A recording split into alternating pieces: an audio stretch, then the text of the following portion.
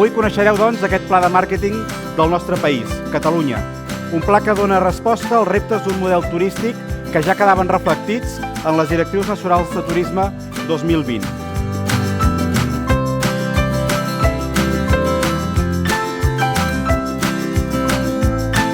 No només Rússia i també tots els països de l'ex-Unió Soviètica que estan al seu voltant i que són mercats emergents i mercats creixents.